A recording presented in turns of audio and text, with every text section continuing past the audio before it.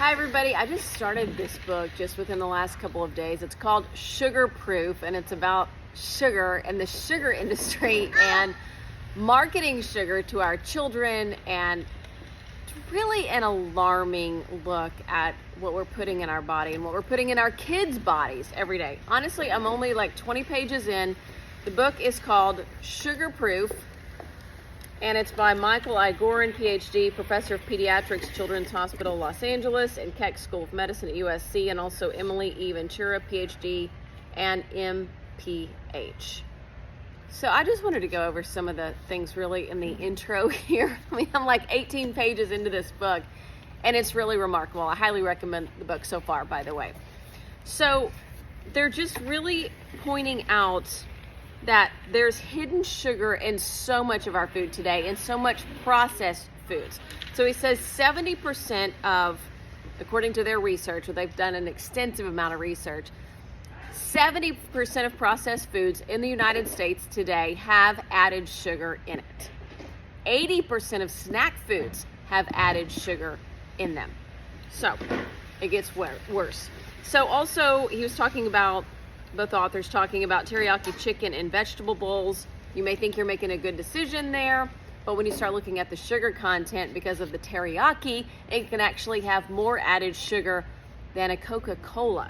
So you have to really be careful when you think you're making good decisions. Things like pizza companies a lot of time will bake sugar into the dough, according to this book, and into the tomato sauce. So you can be having a pizza and think you're having something that's not high in sugar, but in actuality, it really is.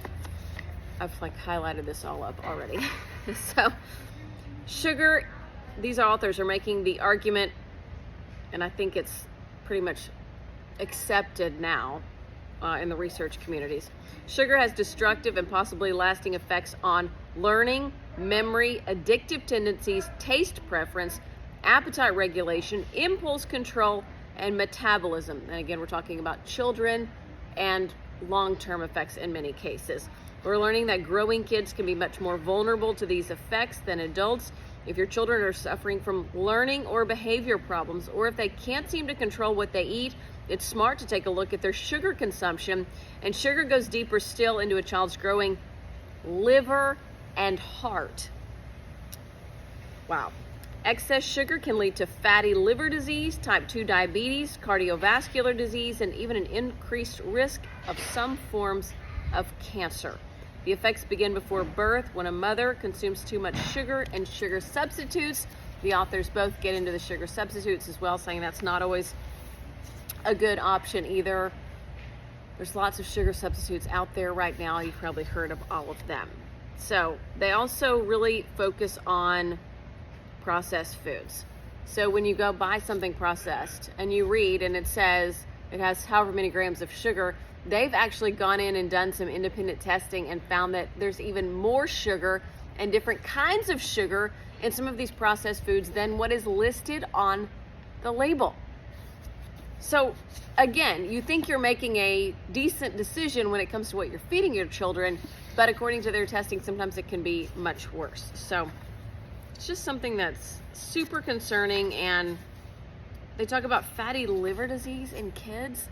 I mean, that's really hard to even fathom or imagine, and very concerning. And they're really attributing it again to processed foods and sugar, all the sugar in those processed foods. They say that a lot of times, as food nutritious scientists, they know that food companies often add sweeteners to mask the taste of the chemicals and preservatives and to enhance the taste. So that's kind of disgusting if you think about that. A lot of times these manufacturers are adding sugar to cover up the taste of the chemicals in the food, whether it's a hamburger bun, hot dog bun. That's some of the examples that they give in here.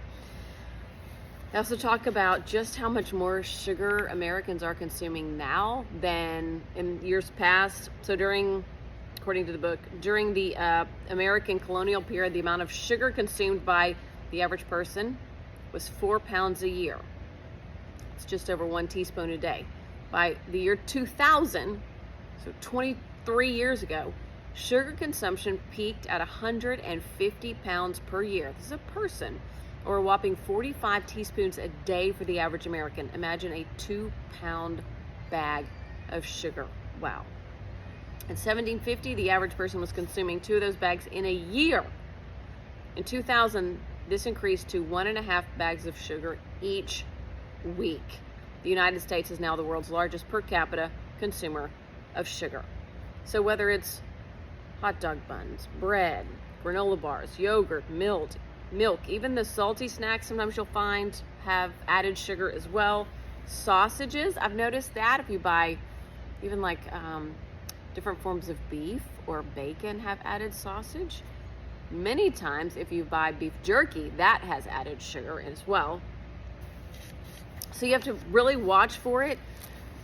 Again, I'm only like 18 pages into the book and I'm already just astonished at the stats that they have to offer here. So I'll kind of keep you posted as far as I continue to read the rest of the book, because I'm going to keep reading it. They honestly though, they give in this book some other healthy options for breakfast. Breakfast is super important.